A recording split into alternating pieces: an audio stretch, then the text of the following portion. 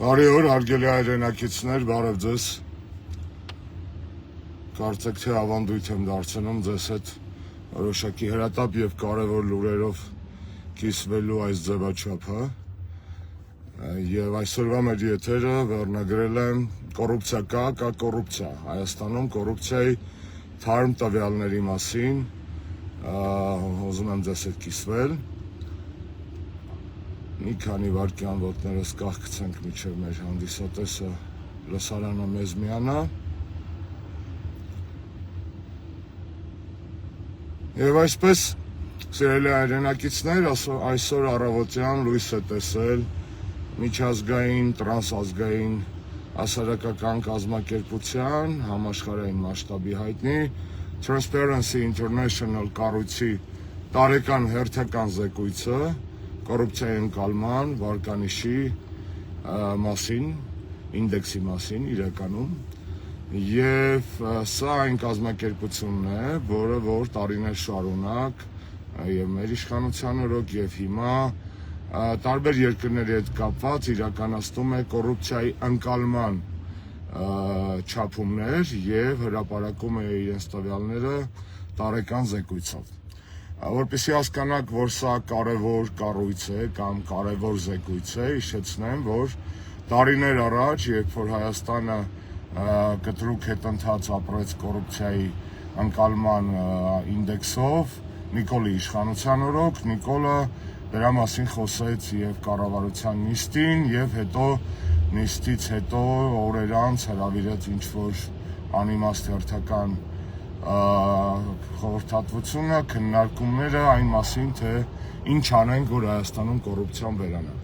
Այսինքն սա համբավ ունեցող, որոշակի հեղինակություն ունեցող աշխարհում մեկ հայտնի կառույց է եւ կոռուպցիայի հետ կապված տարբեր երկրներում համարվում է հիմնական անկախ չակերտների մեջ անկախ կառույցը, ինչու չակերտների մեջ անկախ, որովհետեւ նման տրանսնացիոնալ ՀԿ-ները իրականում մաս են կազմում գլոբալ աշխարհակարգի վրա ազդեցություն ունեցող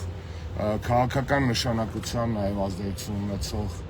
շրջանակների եւ մշտապես լինում են ամենայն դեպս կողմնակալ։ Դա եղել է մեր իշխանության օրոք, նաև որ ժամանակ իհարկե եղել է կոռուպցիա, ինչպես նաև սրանց օրոք կա եւ կլինի կոռուպցիան կա բոլոր երկրներում, կառավարություններում։ Խնդիրը հետեւյալի մասին է, թե որքանով է այս գործիքը օգտագործվում գեոպոլիտիկ նկատառումներից ելնելով, որքանով են այդ չափումները օբյեկտիվ եւ այդ պայի դրությամբ նման զեկույցների գլոբալ տերերը ինչ են ուզում ձեզ լսեցնել։ Մի խոսքով, վերադառնում ենք նիկոլական Հայաստան, ուրեմն կոռուպցիայի ընկալման ինդեքսով այս տարի Հայաստանը ուշադրություն հետընթաց է արձանագրել, հերթական անգամ մենք ունենք հետընթաց, ինչը վկայում է այն մասին, որ Հայաստանում ոչ միայն կա կոռուպցիա, ինչպես տարբեր երկրներում, կոռուպցիոն պայքարը Նիկոլի, այսպես ասած, հռչակված պայքարը իմիտացիոն է, անարդյունավետ է եւ բացի նրանից, որ մեր կենցաղում բոլորս գիտենք այդ կոռուպցիայի մասին, տեսնում ենք այդ բոլոր քպայականների դո եւ պոսլե նկարներից զռում է, այսպես ասած, կոռուպցիան, նրանց հայտարարագրերից է զռում այդ կոռուպցիան, մեր կենցաղում փոքր քաղաք է, փոքր երկիր է, բոլորը ամեն ինչ գիտեն, կոռուպցիան այնքան շատ է, որ արձանագրված է նաեւ Transparency International-ի այս տարվա զեկույցում։ Ավելին ասեմ ձեզ, ակնհայտ է, չէ, որ Նիկոլենց այսօրվա տերերը, գեոպոլիտիկ տերերը ուղղակի առնչություն ունեն նման միջազգային կառույցների վրա, առնչություն ունեն նրանց հետ, ազդեցություն են նրանց զեկույցների վրա։ Նիկոլը իրականացնում է վերջին շրջանում բացահայտ իրենց համար ընդունելի, հաճելի, այսպես ասած, իրենց կողմից ղեկավարվող արտաքին եւ անվտանգային քաղաքականություն, այսինքն բոլոր հիմքերը կային, որ Նիկոլի գլուխը շոյեին, ասեն դե մեր ՀԿ-ներն են, այս անգամ էլ աչքը փակենք քո խայտարակ ցուցանիշների վրա, բայց պատկերացրեք ինչքան բարձր է եղել կոռուպցիայի ընկալման եւ կոռուպցիայի մակարդակը Հայաստանում, որ նույնիսկ Նիկոլի գեոպոլիտիկ տերերը, որոնց ձեռքերում են նման զեկույցների վրա ազդեցությունը, չեն ցանկացել մխտռվել եւ բացահայտ չեն նկարել, իհարկե լի նկարած է, բայց բացահայտ չեն նկարել բարձր գնահատականներ եւ լավ ցուցանիշներ Նիկոլի համար եւ մի քիչ էլ իրենց երեստ են պահել, որովհետեւ ամբողջ ժողովուրդը խոսում է նիկոլական կոռուպցիայի մասին եւ այդ միջազգային կառույցը վստահ չէր ուզենա իր տարիներով վաստակած անաչառ ՀԿ-ի իմիջը մատաղ անել Նիկոլի փողասեր եւ շիրոտ, այսպես ասած, փողի նկատմամբ անոչ անտարբեր քաղաքական կերպարի համար մատաղ չէին անելու իրանց։ Ինչևէ, Հայաստանի կոռուպցիայի մակարդակը ուրեմն այս տարի վատ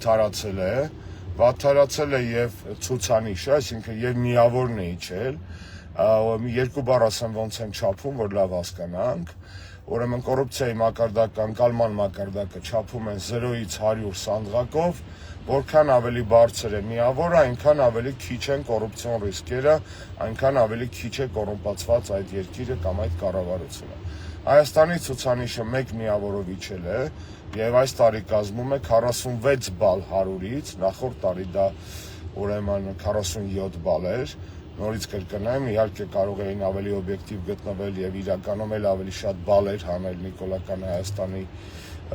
կոռուպցիոն ցուցանիշից, բայց այս մի բալը գոնե հանել են, այսինքն ակնհայտ է, որ տենդենսը վատն է եւ ավելին Հայաստանի ցուցանիշները վատացել են նաեւ աշխարհում զբաղեցրած մեր տեղի առումով մենք այժմ գտնվում ենք կոռուպցիայի մեկ վայրկյան, ես ձեզ բացեմ կոնկրետ տվյալ, երկրորդ հեռախոսով տվյալներն եմ փնտրում, որ ձեզ ավելի հստակ ասեմ։ Ուրեմն անցյալ տարի 47 բալ էր, հիմա 46, այսինքն ցուցանիշը վատ թարացել է։ Անցյալ տարի Հայաստանը 63-րդ տեղում էր աշխարհում, հիմա 65-րդ տեղում է, այսինքն նահանջել ենք այս սանդղակում եւս, այսինքն ինչքան բարձր երկիր է, այնքան ավելի բարձր տեղ է գրավում երկիրը, այնքան ավելի պակաս կոռումպացված է, մենք այստեղ ենք նահանջել։ Այսինքն Նիկոլի կողմից դեռևս տարիներ առաջ հռչակված թեզը, որ Հայաստանում կոռուպցիա չկա, իհարկե բոլորս գիտենք, որ խաշացավերը վերակենդանանում էին եւ հոմերիկ ծիծաղի մեջ էին ընկնում այդ թեզից, բայց ոչ միայն խաշացավերն են փաստորեն նման կոնվուլսիաների մեջ Նիկոլի այդ պնդումից նաև միջազգային կառույցներն են արձանագրում, որ Նիկոլը ստել է տարիներ առաջ եւ շարունակում է ստել։ Այսինքն Հայաստանում կոռուպցիան շարունակում է ծաղկել Նիկոլի օրոք եւ Նիկոլի շնորհիվ կարող ենք ասել, որովհետեւ պետության կողմից հռչակված հակակոռուպցիոն երակայությունը իր արդյունքը չի տալիս այդ ռազմավարությունները, ավելին Հայաստանում իրավիճակը վատանում է։ Ուրեմն ուզում եմ ձեզ պատմել, թե կոնկրետ զեկույցում ինչ խնդիրներ են մատնանշվել Հայաստանի հետ կապված։ Գրած է հետևյալը, որ Հայաստանը ընդունել է հակակոռուպցիոն օրենսդրություն եւ ռազմավարություններ, որոնք համապատասխանում են միջազգային ստանդարտներին,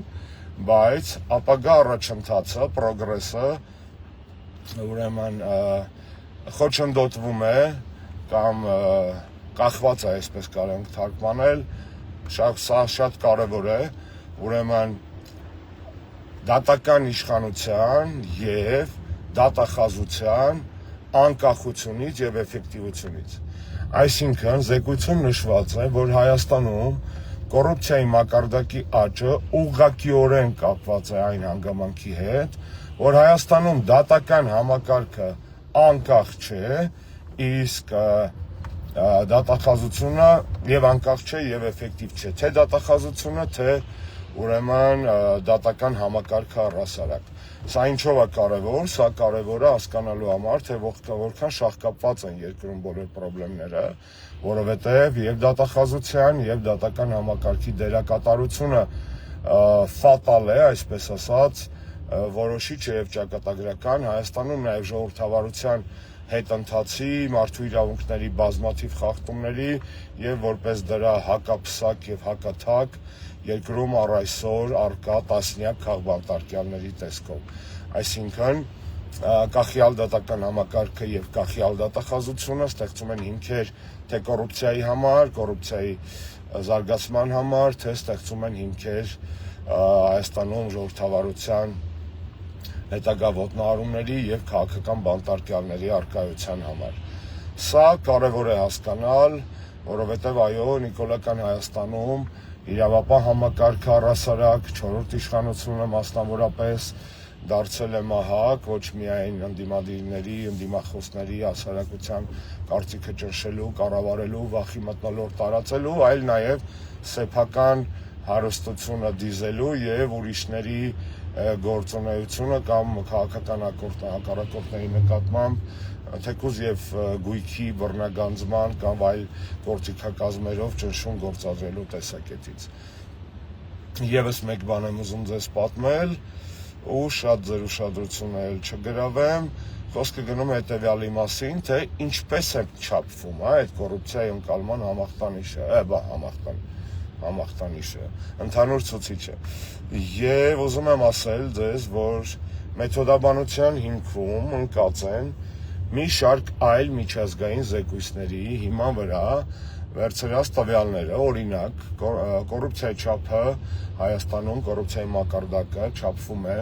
հաշվի առնելով ուրեմն Varieties of Democracy ինդեքսը, Նիկոլես ինդեքսը շատ էր սիրում առաջ, այստեղ էլ այդ ընթացներ ամեն տարի գրեթե, Economist Intelligence Unity տարեկան պատրաստված Democracy ինդեքսի զեկույցը, World Economic Forum-ի համապատասխան զեկույցներ, այսինքն մի 5-6 միջազգային զեկույց հիմքա ծառայում այս ցուցանիշը համապատասխան բանաձևով դուրս բերելու համար, այսինքն սրանք, այսպես ասած, միայն օդից վերցրած տվյալներ չեն, այլ փոխկապակցված որոշակի հաշվարկների հիման վրա են ստեղծվում։ Ինչևէ, նորից իմի բերեմ, որ այս տարվա զեկույցը, անկախ նրանից, որ նման զեկույցները գրվում են Նիկոլի այսօրվա գեոպոլիտիկ տերերի ազդեցության ճարտարապետության օղակների կողմից, այնքան շատ Հայաստանում կոռուպցիան, այնքան զռուցում են այդ դեպքերը, որ անգամ այդ զեկույցները չեն կարողանում թաքցնել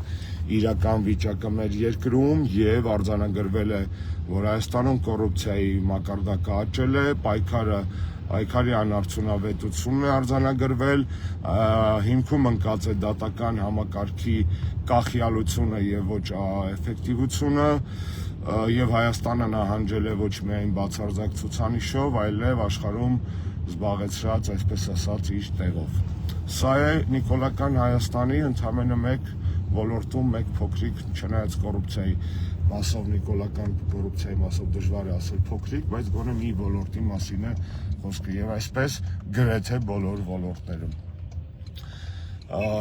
Հնարավորինս լավ օր եմ ձեզ մաղթում եւ ազատություն բոլոր քաղաքբանտարկյալներին։ Կոռուպցիա կա կոռուպցիա, Նիկոլ։